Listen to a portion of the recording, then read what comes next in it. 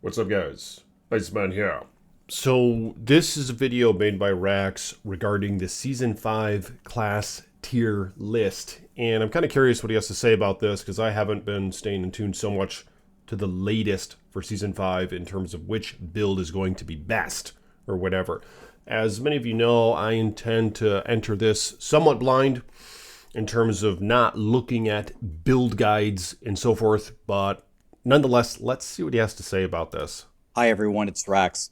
Diablo 4 Season 5 is about to start, so of course we've got to make our class tier list. Now, Blizzard made a ton of changes to the game that we haven't gotten to test after they reworked everything from the PTR, so honestly this tier list is mostly just for fun.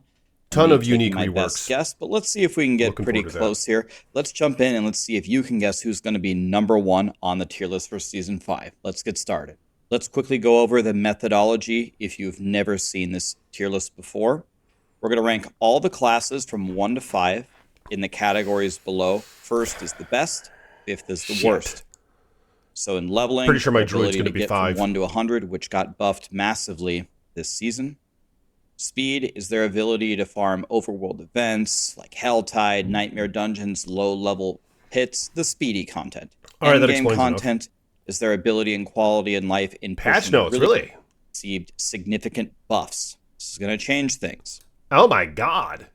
All uniques and mythic uniques were reworked to be more powerful. Yes, please. Infernal Hordes, along with new legendaries and uniques, were added.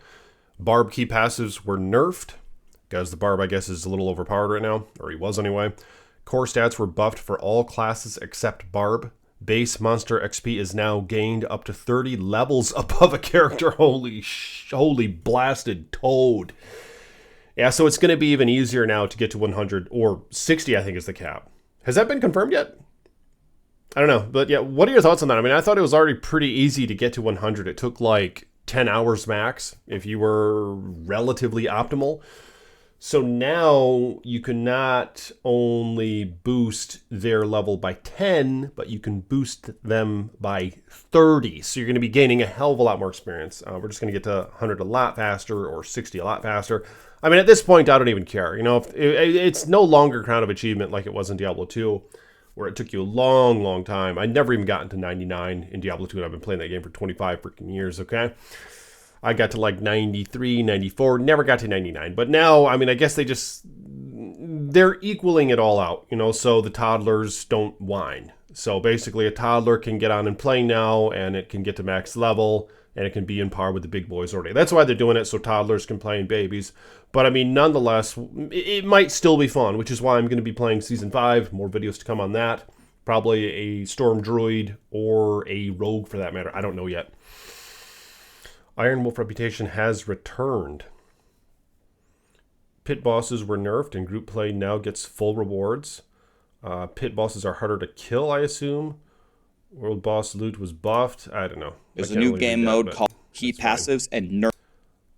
The Iron Wolf reputation system now. So here's the Druid. A ton of things that are going to change for Druid relative to the other classes, even though Druids will be significantly better. So it sucks. Their leveling, I still think, will be the worst in the game. Wow. And for the season journey, they're going to get Cataclysm and Companions, which is not bad for leveling, which will help their casual ranking a little bit, but I still think their leveling is going to feel slower than the other classes. Yeah, I might still run this. Speed in the end game, Druids can kind of get moving a little bit better, but they're still on the slower end. They're nothing compared to a Sorcerer. They're nothing compared to a Rogue. I don't even think they can beat a Barb. So they're falling behind here. Well, that's fine. In the end game, they will have builds that do very well.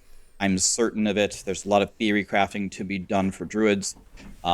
They might end up better than last, but from what I'm seeing right now, I don't see anything too game-changing that is going to put them ahead of really anything from what I've read so far. Survivability, they're one of the absolute best. They're the Kenmore refrigerators that won't die for a reason, but I think a certain change to the Uber Uniques might make a class jump ahead of them. For casuals, it's going to be a little bit rough. Again, Cataclysm and Companions as the reward from the season journey will make it feel better. They did just buff the Spirit Boons, and they are going to be Yeah, Cataclysm, it's going to be a pretty interesting skill now, along with some of the companions, which is what I want to try. But okay, let's go to Necro. Minion Are Necros. you kidding me? Rule. Well, for one, I wish you looked like that. What's with all these ugly bitches in Diablo 4? You know, that's part of why I'm looking forward to PoE 2, because, I mean, it seems like they're not afraid to make visually appealing characters. What the hell? Can they give us more customization for the characters in Diablo 4? Like, I know, okay, we can make every tier of ugly, but can we make some tiers of beauty, if you will? Do they even know what that word means anymore? God damn, dumbasses. But yeah, okay. Nonetheless, yeah, let's see what the Necromancer has to offer. Leveling. So Necromancer was my favorite class. I mean, hell, it still might be. It's what I played for Season 4, which was the season that I enjoyed the most. And I probably played it for Season 2 as well, which is the season where I played Season 1 and Season 4. I kind of skipped 2 and 3. I just wasn't into them. But yeah, this still being top tier for leveling is pretty interesting. Although you level so fast now, like I said, what does that even matter? You're going to get you're going to get, you know, to max level in 5 to 10 hours, no matter what class you play. Leveling is 1, speed is 5, endgame is wow. They're very tanky. They can clear the entire room. The minions do very good on the bosses. They're very good at farming the super key nightmare dungeon events. Leveling as a Necromancer is kind of a dream, especially if you pick minions and something like that combined with Blood Surge. For speed in the endgame, they do have some new tools that Blizzard has given us to make them even faster. They made them a little faster in Season 4, and now they're teasing some new tools makes them even faster than that. We'll see how it goes. It's more of a I'll believe it when I see it kind of thing. I think every class will be able to speed farm faster than a Necro until I see otherwise. In the end game, again, minions and Bone Spirit will do really well, but it's kind of a question mark. They buffed Blood Surge a little bit. Wow, and only a 3 for survivability, 3 for casual, and 4 for overall. Okay, let's go to the next one. Yeah, I mean, it is kind of tempting. Yeah, here's another example of visually appealing characters, you know what I mean? Like, the Rogue is just ugly as fuck. I mean, the Rogue looks like an Olympics player. Like an Olympics athlete, you know, one of the females or whatever. So, I don't know what they're going for here. I mean, they're going for ugliness and hideousness, all right? But enough about that. So this one is one that I was thinking about playing. I wanted to try the Rain of Arrows build with maybe a barrage setup. I know that they buffed Wind Force. They buffed Eagle Horn. Wind Force no longer knocks them back, which was apparently detrimental to a lot of gameplay. Now it knocks them down. So I think that would be interesting. And they buffed the damage on both of those items. So, geez, look at this. 3 for leveling, 2 for speed, 2 to 3 for endgame. Wow. 5 for survivability. So a bit glass cannon-ish, eh? Casual 2 to 3. Okay, I mean, I'm thinking about going. I don't know. What do you guys think I should run for one? Should I run the Druid or the Rogue? I mean, I like the Sorcerer. I like the Necromancer. I'm thinking I'm going to choose between the Druid and the Rogue just to try something different. I did play Druid Season 1, got to max level and all that, but Season 1 they really sucked for Spirit Regen. So I think they've improved upon that a lot for Season 5, but we'll see. They ended up being very, very powerful. And when I made my Heartseeker Rogue, I absolutely loved it. And they said in their campfire chat that rogues looked pretty good and they didn't need to make too many significant changes. But some of the things that they're getting actually do look pretty good, which is going to make rogues pretty strong. For leveling, rogues have always been pretty good at leveling. They require a bit more skill than the other classes, but they can absolutely get it done, and they're very, very fast. So that will help them a lot. In speed, rogues are literally built for speed. The only thing that's faster than a rogue is a teleporting sorcerer. So they're always going to be super high in this. Don't see that ever changing. In the endgame, they have so many powerful builds. Down below, they have Barrage. They have Penetrating Shot. They have Rapid Fire. They just buffed Flurry. And there's a specialty build that we have on max roll the whole time. The Andariel's build, and Andariel's was just buffed, along with a lot of the other uniques. Probably only going to be strong. Yeah, I know everybody likes Rogue. It seems like everybody wants to play Rogue because they're fast, they kill fast. Just everybody wants to be a ninja or something. I don't really know what the appeal is. It's not really appealing to me. I noticed that in World of Warcraft as well. There's like a niche player base that wants to be rogue, and it's a rather large niche. They just like the idea of being like stealthy and stabbing folks in the back and being like lean and slender and quick or something. That was never really appealing to me. I'm more like the summoners or the more tanky slash DPS builds. It's kind of what I like. The screen clears, even though this is a screen clear, but it's vulnerable, you know, and she doesn't have any minions. So Rogue is generally throughout games, it's just not all that appealing to me. But with that being said, yeah, I was thinking about running one. Because I like the idea of the Rain of Arrows and Barrage. I know it might not be top tier. I mean, it'll probably be far from that. But I just want to experiment with it and have fun. It reminds me of the Rain of Vengeance from Diablo 3, of course, is where that came from. Where it's just a cloud of arrows that just blot out the frickin' sun and just come down and surround you and kill all the enemies around you. I just kind of like that embodiment. But Eaglehorn and Windforce are classic items, of course, so I wouldn't mind finding those as well. Imagine finding a couple of those with like greater affixes and all that. It'd be fun. Longer than before. Rogues have a lot of options in the endgame. Long. Barbarian. And another thing that's going to help the barbarians much more than the other classes is the fact that the mythic uniques were buffed.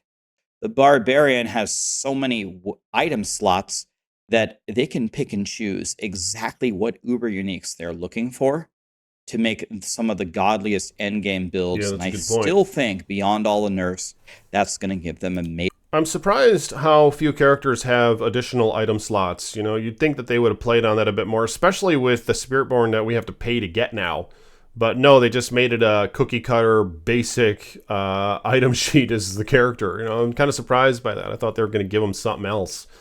To me, it kind of seems like it's laziness as to why they didn't, but that's kind of my opinion. Major advantage, and why I have them in first place for endgame and in first place now for survivability. It's more so thinking toward that very endgame when you get the very best gear, which I think a lot of people are going to have access to because the game continues to get easier, patch after patch after patch. Yeah. We're still waiting for that patch where Blizzard implements that really hard content that is going to truly challenge everybody playing it. For leveling? Yeah, the really hard content thing, I made videos on this before. I just don't know if it's possible with a game like this to have really hard content and yet have a lot of build variety. Because there's not much challenge in this game, you know what I mean? Like, you have 5 skills that are all on cooldowns, so there's no challenge factor. So the challenge factor is just crunching the numbers, basically, and luck. So crunching the numbers, the problem with that is it's going to funnel you up to one singular build the more challenging the content gets, and it's going to be Diablo 3 all over again, where there's just like one build that can do. Ultimately, it ends up being one build that can perform the best, you know what I mean? So then everybody just copies that same damn build, and then it goes across the board to characters, but of course you're still going to have that one character and the one build that it funnels up to ultimately if they add this so-called challenging content. So it can't really be done here. And Diablo 2 was the same. That's why, you know, the end game for Diablo 2 is just flying around, killing Baal in like 10 seconds, and then rejoining a game and just doing it all over again, or creating a new game. You know, you just in, out, in, out, in, out, in, out. Just a bunch of godly characters just destroying shit, like without even trying. So, but yet that game still has its appeal because they knew that when they made the game, they knew that it's not really a challenging game. They knew that the appeal was just killing shit really fast and then messing around with the builds up on top and screwing around with your numbers, you know what I mean? And items and effects and all that, and just kind of making the playstyle to what you want then once you get to that difficulty cap. Which is why it's important to have it's important to have a difficulty cap in a game like this that doesn't have any challenge to it. Because like I said, if you don't have a damn difficulty cap, and if it's a pyramid, it's going to funnel you up to one damn build, all right? And if you guys want that, you should go play Diablo 3, because that game is what that is. And then you can all do the same build with the same gear and the same skills, and everyone's going to be running that. But yeah, that's why I think where it is in terms of challenge factor, I mean, it's not necessarily a bad thing. That's how you stimulate build diversity in a game that has no challenge. You know what I mean? That's just based on a number crunch. So that's why I kind of like where they're at with this. But let me know what your thoughts are in the comments below regarding that. There's something else I was going to say about that, but I can't remember at this point. in a game like Path of Exile 2, for example, that's going to be able to be more challenging because you have a roll or a dash that has no cooldown. So a lot of it's going to be based on your timing and stuff. You know what I mean? Kind of like Dark Souls, how and Elden Ring, how it's based on your timing. Like you dodge right at the right time, you dodge, and that's like infinite. You know what I mean? So there's going to be a challenge factor there. So they can have harder content, which is basically going to revolve around dodging more shit. Because the number crunch isn't really a challenge either, just like this game. And like I said, with this game, they're all on cooldown. Like you're just bashing the keyboard basically. You're dodging around a little bit, but not enough to be that much of a factor. So, but let's see what else he has to say. Leveling on a barb has never been easy. Yes, you see all these people when they have their full Dust Devil gear running survivability. Oh my god. But Blizzard has given us a lot more ways to build in this survivability specifically for sorcerers. That's really going to help them. Also, sorcerer damage was significantly buffed. Wow, I might have to try multiple different ways. It was actually their skills were just literally buffed up, leveling, and their core skills are better. They have new legendary powers. They have new uniques. Some of their existing uniques were significantly buffed. They specifically said they were targeting this class. It seems like it's going to elevate them to another level that we have not. You got to be kidding me. I was thinking about starting the Sorcerer. I was going to hold off for the expansion because what I don't really like about the Sorcerer is she doesn't have a minion. Whereas in the expansion, we're going to have the Mercenaries. So it's going to kind of feel more like Diablo 2, where even though you're a ranged class with no minion, you can still have a Mercenary who's a tank. You know what I mean? So that's kind of why I've been thinking about either the Druid or the Rogue, although the Rogue doesn't have a minion either. That would just be something new for me to try. But I mean, I guess I'm kind of in a pickle here now. I mean, especially after he's saying how good this damn thing is, and I was really thinking about going the Sorcerer initially anyway. And still I started basking on it more. I was like, I'll just try something else. But I mean, I might want to do a Sorcerer now, honestly.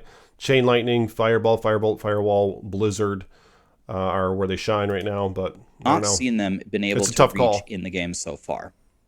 Sorcerers are amazing at leveling. They have two builds that are just phenomenal.